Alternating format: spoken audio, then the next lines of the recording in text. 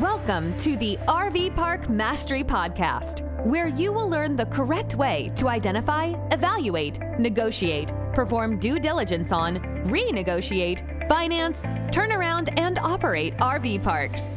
And now, here is your host, the fifth largest owner of RV and mobile home parks in the U.S., Frank Rolfe. We are all familiar with the term alignment, particularly with our car. We know that if our car is out of alignment, then it's bad for the car, bad for the tires, makes the car often shake, drive erratically. There's nothing good with an automobile being out of alignment, but the same can also be true with the alignment of the seller's numbers versus what they told you. This is Frank Rolfe with the RV Park Mastery Podcast. We're going to talk about what it means based on how far the seller's numbers are out of alignment with what you were told. Let's first start off with all numbers aligning and with what the seller says. Let's start with that scenario. So all the numbers that they give you are identical to what you were told. In this case, you have two options. Number one, the seller is a very buttoned-down person who really has a good mastery of their RV park and reports the information very accurately, or also they've completely cooked the books. It's very rare when the seller's numbers completely align with the promises that were made. So on the one hand, it can be a good thing, and the other a terrible thing. It may mean that they are very prudent, or it may mean that they are very fraudulent. Let's assume in the next scenario, the numbers don't align. So what does that mean? Well, if the numbers don't align, if they told you that the RV park makes $85,000 a year of net income, and in fact, the numbers they give you, their own P&L and their own tax return showed only makes $45,000 a year of net income, then you realize that a couple things have to happen. Number one, you'll have to negotiate a lower price because the net income is how the price is derived. So therefore, that's not going to happen. And also, they may have to go ahead and carry the paper on it. It may be impossible to get a bank loan. How will you convince a bank the RV park is worth X, reliant on net income of Y, when net income turns out to be Z? So it's not uncommon to have the numbers not align. It's really just a question typically of how far off of alignment they are. And the magnitude of that difference is going to yield you to a renegotiation moment, and often maybe another moment where you're going to have to go ahead and they'll have to be flexible to carry the paper. It also, in some degree, means that trust is lost because the seller lied to you, although often it's not totally lying. Many of them don't really know what the thing makes. They don't really memorize their numbers that well. So I don't think you can throw the seller completely under the bus when they misestimate what's going on. But it does mean you then don't have great confidence in really any of the stuff they give you beyond that. Now, what if they can't produce numbers at all? That's actually the worst scenario. So scenario one is the numbers align, which can be good or can be bad. Number two, the numbers don't align, which is typical and means you'll have to renegotiate. But what about if they can't produce numbers at all? That is truly the worst case scenario. Now, when the seller can't produce numbers at all, in other words, they don't have any P&Ls, they have no tax returns, they have nothing, then number one, you can't get a loan.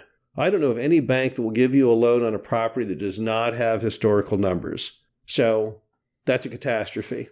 And number two, you have to assume the worst. So whatever price they told you on the front end before it was brought to light they don't have numbers, well, that just went out the window. You may literally have to renegotiate that price down 50% or 80% for it still to be compelling.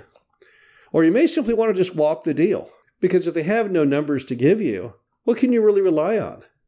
You can't typically see with an RV park all of the historical occupancy for the year. You only see how many RVs are in there now. So how are you going to come to any conclusions of what the revenue might be? Now, there are some things you can do. Like you can say, well, I know what I'll do. I'll take how much electricity an RV uses. I'll see how much power the park worked, and I'll look at that derivative to try and figure out roughly what the occupancy is. But again, we're back into the ballpark land.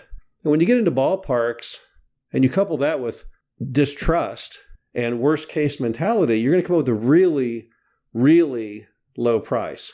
And it may be the seller just won't simply sell it at that price, even though they caused it. They didn't have any numbers, but that may be where you end up.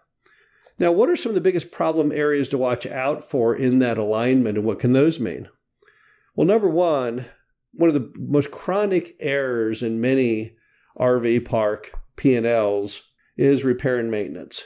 And that's simply because people lie a lot. And often, even when they don't intend to lie, you never really know if they did a good job, if they hired really good contractors. So you really got to watch that. And many of them will try and classify repair and maintenance items as capital costs. That's one way to get around it on the numbers, is to say, no, that road repair, that wasn't repair. That was a capital investment. So it really doesn't show on the P&L. But that's one category that's always been tough. Another one is typically property tax. Because in some states like Texas, property tax can be 3% or so. I live in Missouri, it's only 1%. So typically deals don't die over property tax. But in Texas, with such high property tax rates there, I have seen deals die because no one could come to a meeting of the minds on valuation. And often the seller isn't necessarily trying to rip you off. They're telling you what the tax is now, but they have to be realistic. If the RV park is on the tax rolls at $200,000 and you're buying that same RV park for $2 million, you would have theoretically 10 times more tax to pay. And in Texas, that could be a really big number. The $2 million valuation could be $60,000 of tax, while the $200,000 would only be $6,000. That is a big difference. So you have to be very, very clear on all of these numbers when you start to look at the alignment. You need to understand why they don't match, and you need to get a handle on what the numbers would really, really be. There's no number on the P&L for an RV park on the cost side that you can't get the actual numbers worth 3 bits. So there's no reason you should fail on that part of it. The revenue side is differently, though. You have kind of a leap of faith. When they say that the revenue was X, you weren't there. All you see is right now what is before you. You can come up with some derivatives, some signs of life to try and prove them out. But again, there's a leap of faith. And when numbers don't align, you don't feel very confident in taking that leap of faith, right? Because you're not sure if that person told you the incorrect numbers because they were trying to lie to you, or they're just very bad at bookkeeping. But the key item always with any RV park is you can't rely just on the seller's numbers. If you take that tact, you will always end up getting screwed because they will tell you whatever they need to tell you to get the highest price. It's just human nature. When someone wants to sell their RV park, they want to maximize it. They're leaving the business. They're out the door. And they want to take as much money as they can in a bag of money when they leave the premises. So instead, you've got to slow the process down and rebuild everything from scratch. So really, when numbers don't align, it's not the end of the movie because you really weren't going to rely on those numbers anyway. Sometimes when numbers don't align, it actually is an opportunity. Even small aberrations in numbers can often lead to seller finance, which is critical. And those same small aberrations can also lead to lower prices, even if you can fix the numbers shortly after purchase. Let's say, for example, you have a RV park where you're going to self-manage, and the manager is being overcompensated. Now, you don't have to share that with the seller.